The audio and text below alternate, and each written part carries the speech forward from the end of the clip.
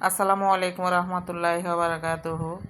বন্ধুরা বান্ধবীরা আপনারা সবাই কেমন আছেন? আলহামদুলিল্লাহ আমি আল্লাহর রহমতে ভালো আছি। তো আজকে চলে আসলাম আমি আবার রান্নাবান্নার ব্লগ নিয়ে। তার আগে একটু আপনাদের সাথে শেয়ার করতেছি। এগুলা নতুন কেক দেখলাম বাজারে, আমার ছেলের জন্য নিয়ে নিলাম। ভালো লাগলো দেখে। আবার কিন্তু আমি একটা ট্রাই করে দেখছি। কেকগুলো কিন্তু খাইতে অনেক মজা। এই যে উপরে লেখা আছে এটা কি নামের কেক। তারপর এখানে আমার ছেলের জন্য আমি কিছু ফলমূল কিনলাম, আপেল কিনলাম, পেয়ারা কিনলাম, কলা কিনলাম। তো আমি এখানে ফলমূল কিছু নিয়ে নিলাম।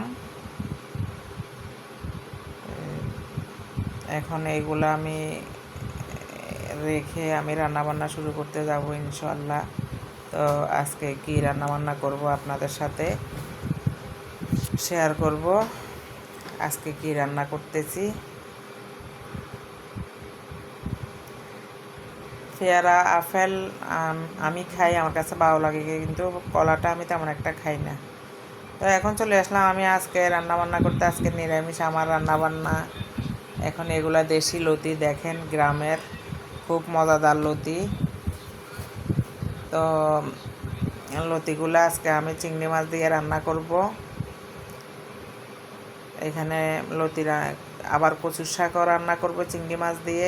কচুর শাকও আমি গ্রাম থেকে নিয়ে আসছি, আসার সময় গ্রামের বাড়িতে গেছিলাম তখন নিয়ে আসছি। খুব সুন্দর কচুর শাক।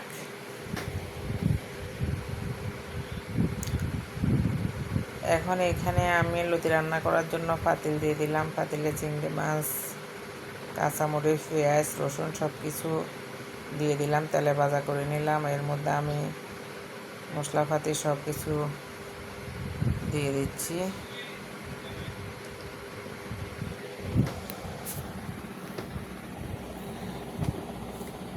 তো মশলাপাতি সবগুলা দিয়ে আমি কষিয়ে নিলাম। কষিয়ে এখন আমি লতিগুলা দিয়ে দিলাম।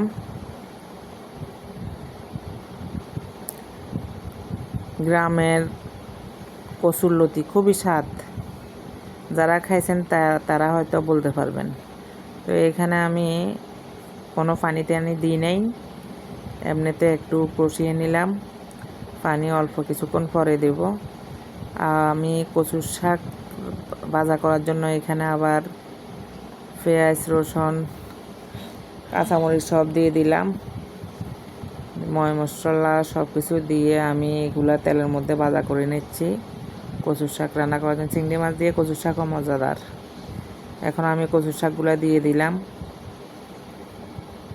একদম ফ্রেশ কচুর শাক।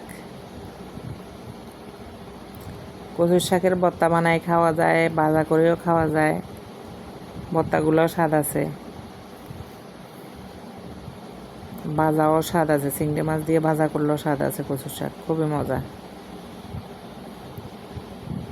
তো এখন আমি এখানে ঢাকন দিয়ে ঢাকে দিলাম। এদিকে আমার লতি হয়ে গেছে মাশাল্লাহ,